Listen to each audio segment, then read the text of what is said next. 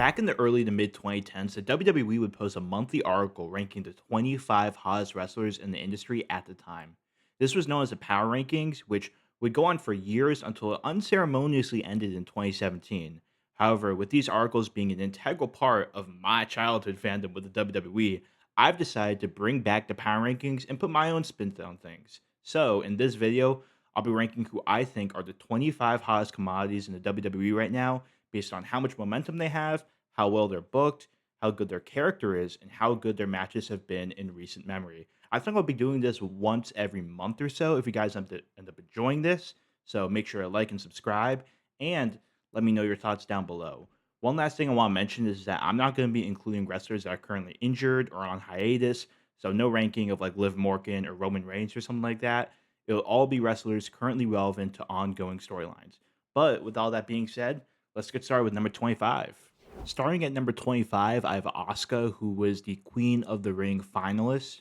She ended up making a pretty far run in her return to WWE after about a year on hiatus, and she ended up getting some pretty big wins along the way, especially that win over Alexa Bliss. I think the main thing that puts her on this list, though, is the fact that she is really over right now with the crowd. As we saw in her promo in Saudi Arabia against Jade Cargill, no one was really feeling Jade Cargill that much. But in terms of Asuka and what she had to say, everyone was going crazy, chanting her name, just going super over with her. And so we are seeing that Asuka, even though she's been in the game for so long and that she probably only has a couple years left of being at the peak of her powers, she is still as popular as ever. And there's still major interest in giving her a singles push. However, I am kind of worried because it seems like with her teaming up with Kyrie Sane at Evolution for the tag team match, it feels like we might potentially get a tag team push with Asuka rather than a singles push, which I think is what a lot of people want. I think ideally down the line we want to see Asuka versus Io Sky versus Kyrie Sane in a triple threat for the championship, but we don't really know if that's going to happen. So I'm a little bit worried about Asuka's future booking and her future outlook, but I think she's gone off to a great start in terms of her return to the WWE. Next up at number 24 is a bit of an unknown commodity in terms of the main roster, but I think anyone that's been watching over the past year knows that Julia is an absolute force to be reckoned with and is a future women's wrestling main eventer.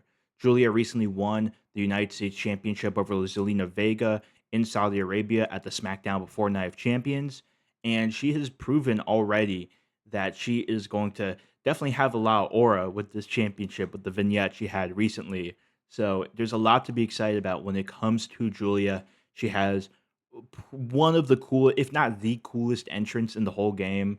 She is absolutely awesome in the ring. She has a great, formidable character that makes her actually feel like a threatening heel. I think Julia, hopefully, I mean, even though she's very early on in her main roster career, it's already looking really good, and hopefully she can build upon this, have a great reign, and then sometime down the line, once she passes this championship on to someone else, she can start going for that main event, start chasing after world championships. At number 23 is a guy that people either seem to love or hate when it comes to his WWE run recently, and that is none other than the underdog, Sami Zayn himself. Now, obviously, he has had a very long legacy of winning in the industry, so it feels weird that he's still playing into this underdog persona, especially with all of the rib injuries going on with Karrion Cross. But nevertheless, he is still one of the most over people in the industry. We see how much of a pop he gets every night, and he's still a great performer in the ring.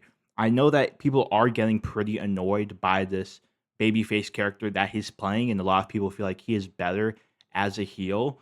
But I think, regardless of how you think of his booking, I still think he is one of the hottest commodities in the WWE, and that's why he's in the power rankings right now, even if it is slightly on the lower end. At number 22, I have the newly minted United States champion on the men's side, and that is Solo Sikoa, who has generated some of the funniest clips of the year over the past couple of months. He has been leaning into this more comedic side that has made him an absolute joy to watch. Every single segment involving him has been nothing short of hilarious, and it's been really awesome seeing him get more favor from the community, from the wrestling community, and seeing him get a little more of a reaction from the crowd.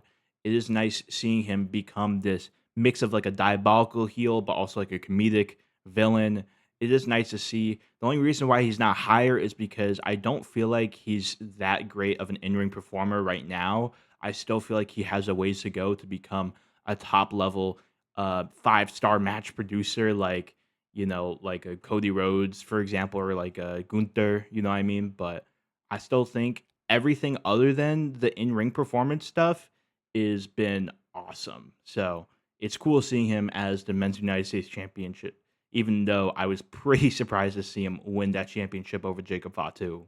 At number 21 is a wrestler that we were mentioning a little bit earlier with the Sami Zayn, and that is Karrion Kross, who obviously has that big feud going on with Sami Zayn. It feels weird putting him this high because of how little screen time he was getting. I mean, literally a few weeks ago, he was just getting main event matches with Cruz del Toro, and that was the most he was doing. But we're seeing this character work, we're seeing these promos finally start to pay off, and it's really satisfying to see him get so insanely over with the crowd, especially last night, as of the time of the recording of this video, with Monday Night Raw.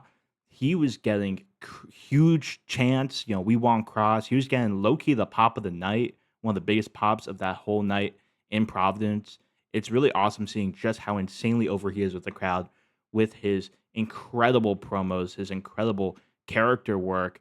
And I really hope that they actually pull the trigger even further and maybe not make him a main eventer like a championship guy, but he can definitely be a big player in some of the stuff going on in the WWE in the future because I still think he has a lot of potential in the ring. He's obviously great as a character and the aura he has with his entrance and stuff like that. Like he has the presentation of a top guy and as a top heel in the WWE. Now, this might seem low for some people, but at number 20, I have the women's WWE champion. I got Tiffy Time herself, Tiffany Stratton. I think she has proven to be a very good champion and a very valid champion. She's not transitional in the slightest. She has gotten really big wins, obviously, the main ones being against Nia Jax and Charlotte Flair. I think my main issue with Tiffany Stratton, despite her being as good as she is in terms of like her potential in the ring, all the potential that she has is that I don't think she has like a defining characteristic right now that puts her super over with the crowd. Like I think she's a very good character and does very good promo work, but not to that upper echelon level, quite to the level as someone else in the industry. So I feel like she still kind of has a ways to go as a wrestler, but she's holding down the championship about as well as you could ask her. So I still think she deserves, at bare minimum, a spot here on the power rankings. At number 19 is AJ Styles, obviously a legend of the game, one of the greatest wrestlers of all time, not just in WWE, but just in wrestling, period. Obviously, with the stuff he's done in TNA. But as he's kind of approaching the twilight of his career, I feel like we're seeing a nice, more creative character side of him, especially with this Dominic Mysterio feud, which has been absolutely hilarious. He's really been leaning into that more comedic side with the birthday, the cake get well soon surprise. That segment was absolutely hilarious. I was laughing my tail off from that one. And obviously, he is still a top dog in the ring, even at this more advanced age. AJ Styles is always going to be one of those top guys for as long as until he hangs it up. So, I mean, it's not really a surprise to see him high up on the power rankings. And then number 18 is Naomi, who is Miss Money in the Bank. I really, really want to put her higher. I want to put her in the top 10, honestly. And I was thinking about it because the character work she's doing is so diabolical. Her being Miss Money in the Bank is absolutely perfect. Her briefcase looks awesome.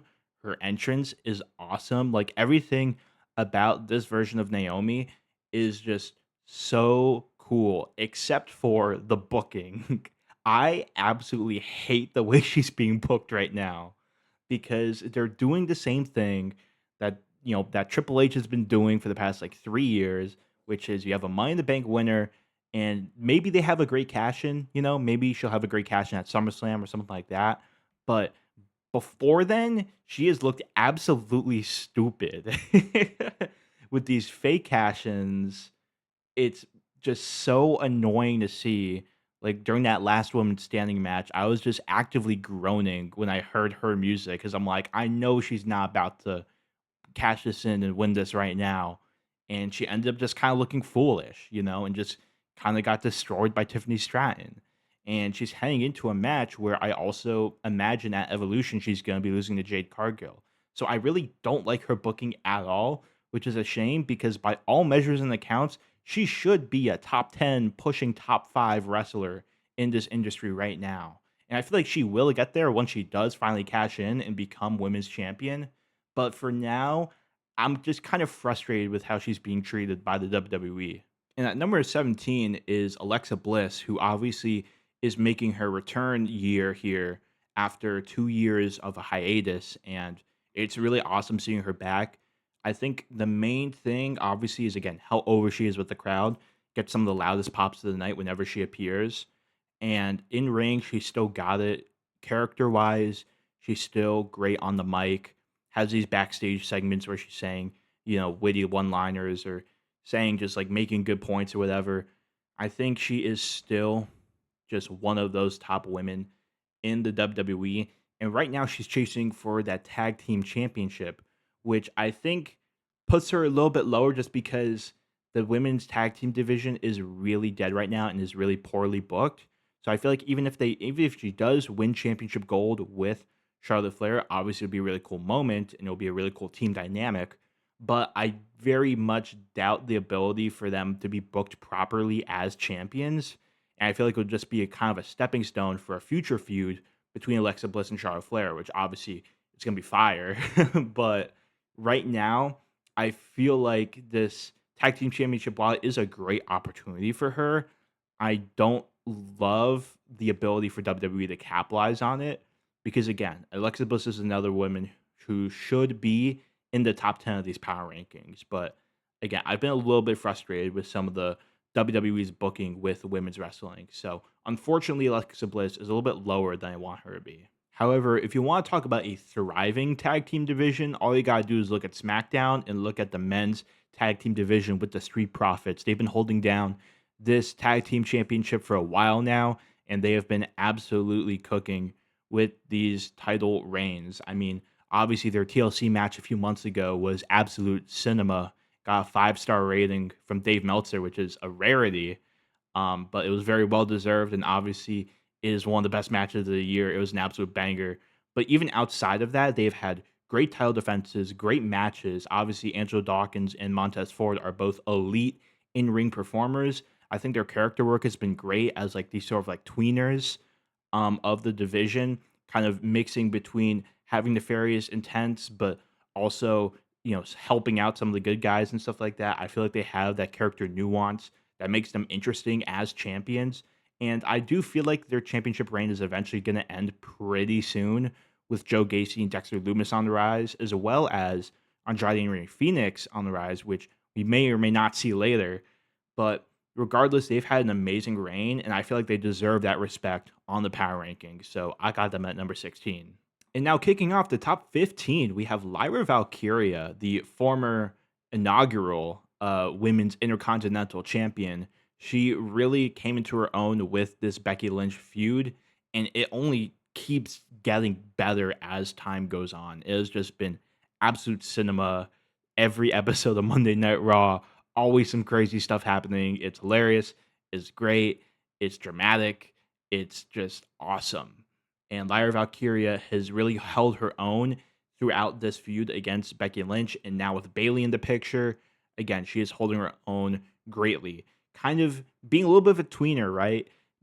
Being sort of justified in her harsh feelings towards Bailey, but also kind of doing some irrational actions that make you question her, I guess, moral code as a wrestler. I think it again brings a lot of nuance into Lyra Valkyria's character that makes her really interesting. And man, this evolution match with Bailey and Becky Lynch, it's gonna be absolute cinema.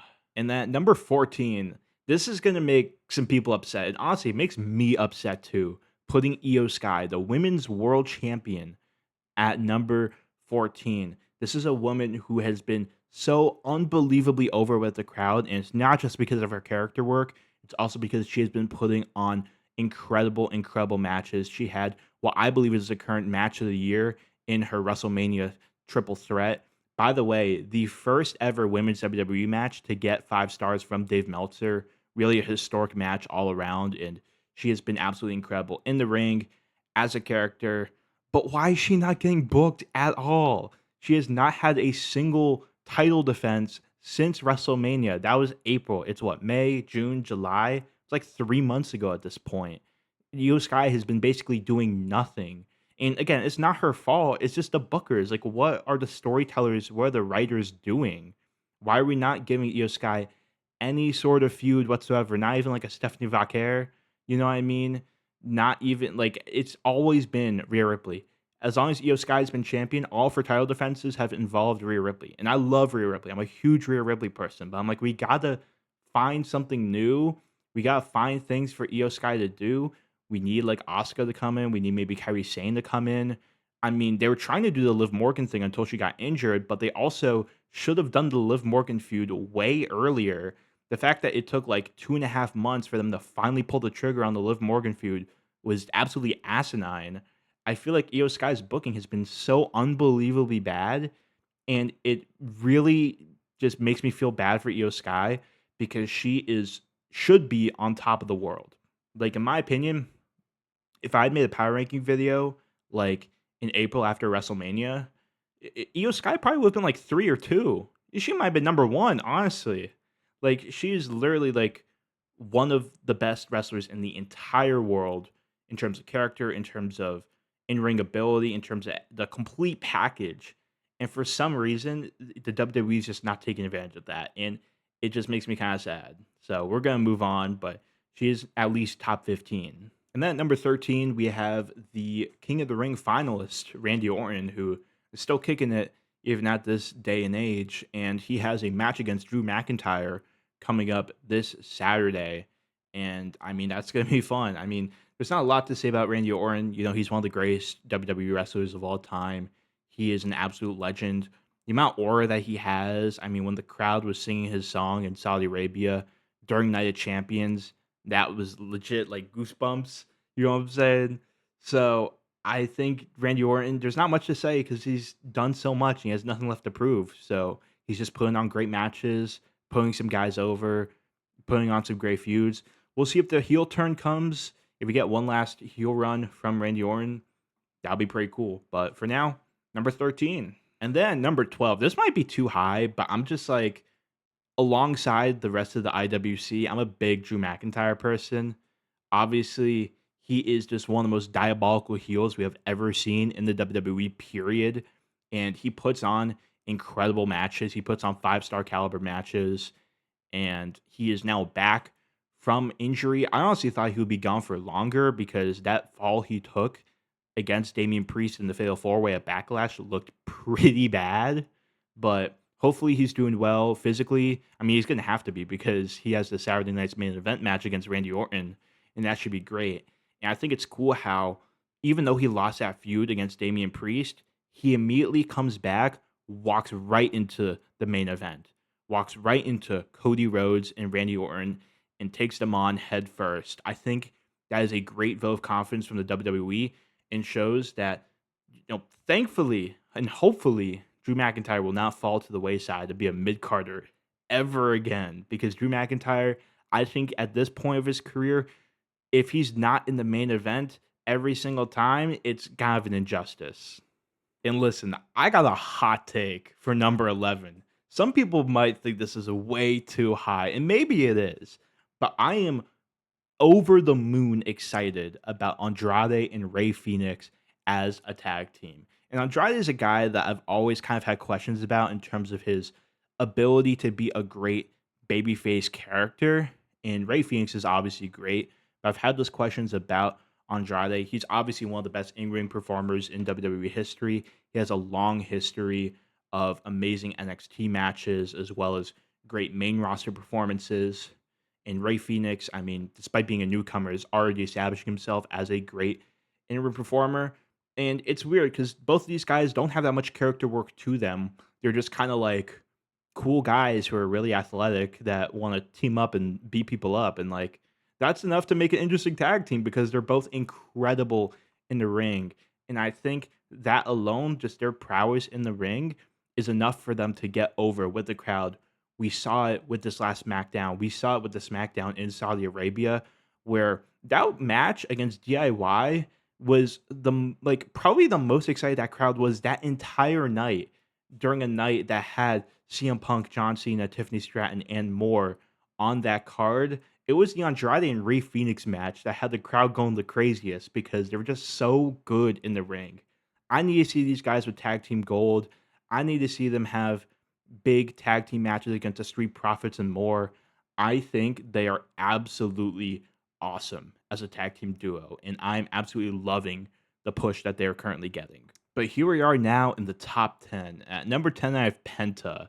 And Penta is someone that I'm very relieved is in the top 10 because I think a lot of us were scared that Penta was just going to languish in the mid card after his great debut and after losing at WrestleMania, that he was just going to languish in the mid card and then eventually team up with Rey Fenix to form the Lucha Bros, which would obviously be great, in terms of tag team wrestling. But we see Penta having that main event potential. And I think WWE has realized that the singles push for Penta is real, the hype is real, and that I think the people buying stock into Penta are definitely reaping the benefits of that because Penta's been putting on amazing matches. He's been in high, marquee feuds with main eventers like Seth freaking Rollins.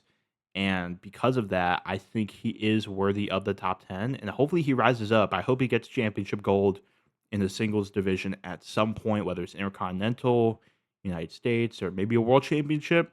Maybe. Who knows? But I think Penta is obviously one of the hottest commodities in the WWE right now. And at number 9, oof, this is a this is a hot take. I got Cody Rhodes at number 9, the king of the ring, the face of the WWE, the quarterback. Cody Rhodes, the American Nightmare. Yeah, he's number 9. I'm sorry. And I love Cody Rhodes. I think he's awesome. But I think we're starting to see babyface Rhodes, it's starting to play its course. And I think people are finally starting to wane a little bit on Cody Rhodes being the face of the WWE. It inevitably happens, this inevitability with every face of the WWE. It obviously especially happened with Roman Reigns, but even with the greatest of all time, like, John Cena, for example, we saw points where, when you're a babyface and when you're the face of the company, all of this winning and all of this just like vanilla storylines in terms of just like being a babyface starts to kind of wane on people and it starts to lose its luster. And I think that's what's starting to happen with Cody Rhodes because a lot of people are not really looking forward to SummerSlam. Not a lot of people are looking forward to Cody Rhodes versus John Cena. And a lot of people are hoping that Randy Orton can insert himself in and we get a triple threat. And a lot of people are hoping that there can be some big twist, like maybe Seth Rollins cashes in at SummerSlam because right now Cody Rhodes is not drawing the best amount of press and the best amount of attention that he can be. I don't think his skills on the mic have been properly showcased throughout this current like babyface run, this current like spring to summer babyface run.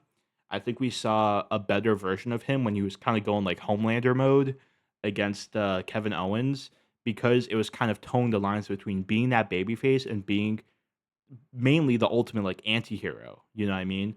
I feel like being an anti-hero is really Cody Rhodes' bag. So I'm not sure how I feel about this like pure babyface Cody that we've been seeing, especially recently, but he's still the face of the company, so he's got to be top 10 bare minimum.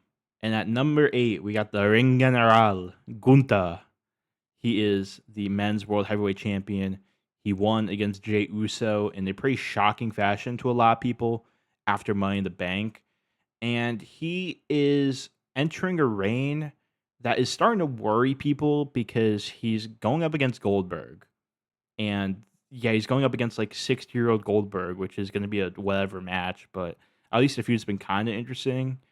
And then you have SummerSlam, which we have no idea what's going to happen with Gunther at SummerSlam. Genuinely no clue. Because Jey Uso's kind of languishing. Sami Zayn is apparently injured. I don't know if it's a kayfabe injury or if he's just taking a break, but he's probably going to be out of action for at least a few weeks. And then is CM Punk maybe gonna go for the championship? Maybe we see Seth Rollins. I maybe Braun Breaker. I don't know. It's kind of hard to say, but Gunther again, it's a shame because he's not being booked the best in my opinion. He should be interacting more with the top guys. He should be interacting with guys like CM Punk, LA Knight, Seth Rollins, not just on a one-off basis, but like on a weekly basis. He should be interacting with so much of this division, but unfortunately, he's not been being booked great, and it's kind of a similar issue to his first World Heavyweight run. But I have a little bit more faith that it'll be better. Maybe WWE learns from their mistakes. Hopefully, let Papa H cook. You know what they say. But I mean, Gunther, if he gets properly booked, he should be like a top 3 wrestler in the industry, if we're being real. But if you want to talk about someone being properly booked, I mean, does it get much better than Braun Breaker? I mean, in the 1 year he's been in the main roster, I mean, 2-time Intercontinental Champion, had a great reign, had a great match at WrestleMania, is now part of the biggest faction we've seen in a very long time with the Seth Rollins vision, and he's out here getting big wins, absolutely decapitating Sami Zayn, absolutely, you know, tearing him in half with 3 massive spears. I mean, Braun Breaker is really being built up as one of the biggest up and coming threats and one of the best young talents that the WWE has to offer, which I think is really awesome. And I love seeing WWE push relatively younger talent, and Braun Breaker is a great example of that. I mean, he's pretty much had like A+ booking this entire year. So not much you can say that isn't positive about Braun Breaker this year. Just barely missing out on the top 5 is none other than the man, Becky Lynch, the current women's intercontinental champion. She has been an absolutely diabolical, all capital letters, heel in the WWE. This heel turn has been just absolutely incredible. The character work she's doing is awesome.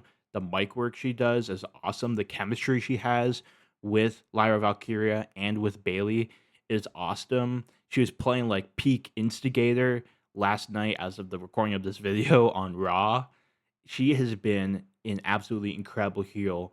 And I was initially a little bit sad to see Lyra Valkyria lose that Intercontinental Championship because I felt like she was so synonymous with it being the inaugural champion. But Becky Lynch is really putting incredible amounts of prestige onto this championship belt. She is really holding it down as Intercontinental Champion and has been nothing short of an amazing worker.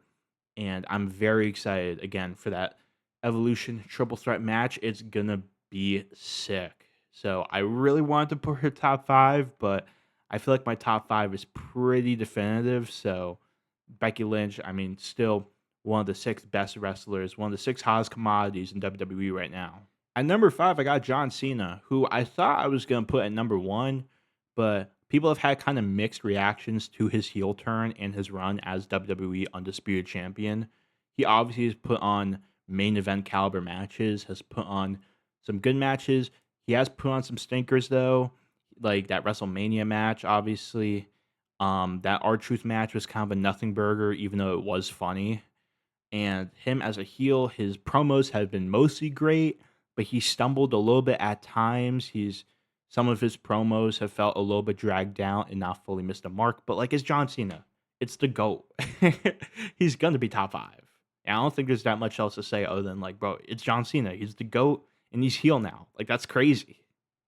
And at number 4, this might be a hot take because I'm seeing a lot of pushback against her right now, but Rhea Ripley is still a transcendentally popular wrestler in the WWE right now. I would argue that she is like probably at like number 3 or number 2 most popular wrestler right now. Maybe actually not number 1 because John Cena exists obviously, but I feel like she's in that top 3. Like again, she gets pops of the night.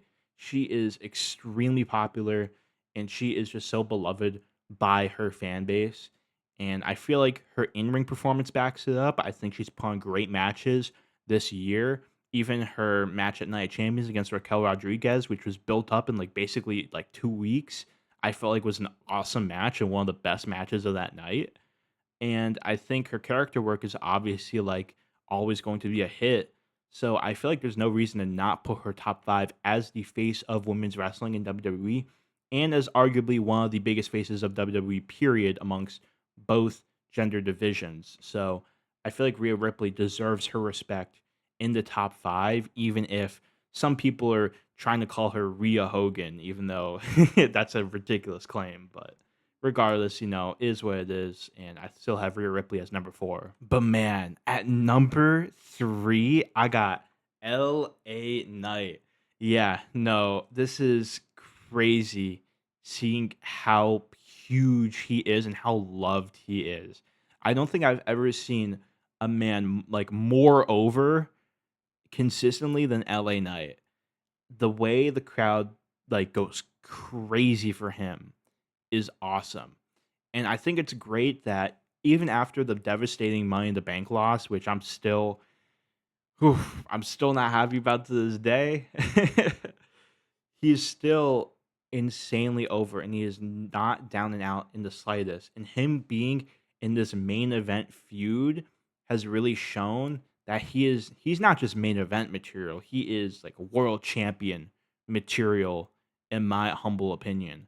And I think we're seeing that with how big of a pop he gets with his amazing promos, his amazing vignette he had last night on Raw.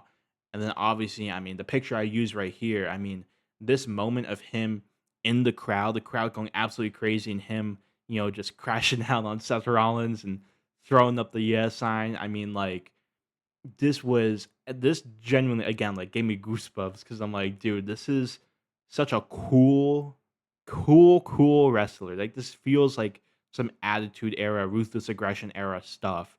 Seeing LA Knight do his thing. Maybe I'm just being biased. I'm a huge LA Knight fan, obviously, but I really think that he has all of the momentum in the world right now. And maybe, things don't pan out the way that you would think. And then next month, I have him ranked a bit lower. Maybe he's in the top 15, maybe in the top 20 even. But I think right now, with just the on absolute fire momentum that he has, LA deserves a top three spot, even if it's for just in this current moment here in July 2025. And then the next two spots, number two and number one, I'm actually not going to explain as much. I mean, it's pretty obvious who the top two guys in the WWE are right now, in my personal opinion. I mean, CM Punk, number two, I mean, still get some of the biggest pops of the night, is just one of one on the mic, one of one as a character, has somehow gotten better in the ring as he's gotten older, which is like crazy to think about because he's like nearing 50 at this point. But I mean, CM Punk, he's CM Punk. Like, he's obviously going to be top three. I have number two. He just put on that awesome match against John Cena. He had some ridiculous moments in that feud, but it ends up, I think, being a great moment for both of them. So I think CM Punk deserves to still be a top two wrestler in WWE right now. And then number one, I mean, if you've been watching WWE over the past few months, you saw this coming. If you've been watching these episodes in full over the past few months, you know that Seth Rollins has been carrying Monday Night Raw over the past several months. His story with his faction, with Paul Heyman on his side, with Big Bronson Reed and Braun Breaker. I mean, he's just been absolutely carrying this industry in terms of the storylines, in terms of the mic work he's doing, the promos he's cutting, in terms of the matches he's putting on. Like he put on this match against Penta, which again, it felt like they were like both just kind of going through the motions, and it still felt like a 5-star caliber match. Like maybe not obviously not 5-star caliber, that's an exaggeration, but it was still really freaking good. It was still really freaking entertaining. And Seth Rollins has continuously proved that he is absolutely that guy. He is the future of this industry. But reality is that he's been the present. He's been the best guy for one of the top guys for several years now. And I think now he's finally truly becoming like the top heel, the top, like tippy top guy at a time where more eyeballs are on it than ever. Because maybe he was a top heel like in the late 2010s, but that was obviously during a period of WWE where even if he was doing great stuff, the WWE obviously wasn't in a great spot. We're right now in a spot where WWE is extremely popular and has a lot of eyeballs on it, and Seth Rollins is that top guy. I mean, it doesn't really get much better than that.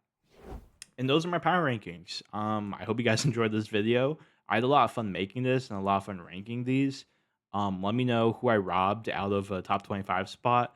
There were a couple people that I didn't include, but I feel like I have good explanations as to why I have everyone on this list. And obviously, next time I do this, there will be changes. Of course, some people will rise, some people will fall, some people might debut, some people might fall completely. But I had a lot of fun making this, and I hope you guys enjoyed. Do the like, subscribe, comment thing that YouTube commenters normally do. And yeah, I'm probably gonna get some sleep. So have a good night, y'all.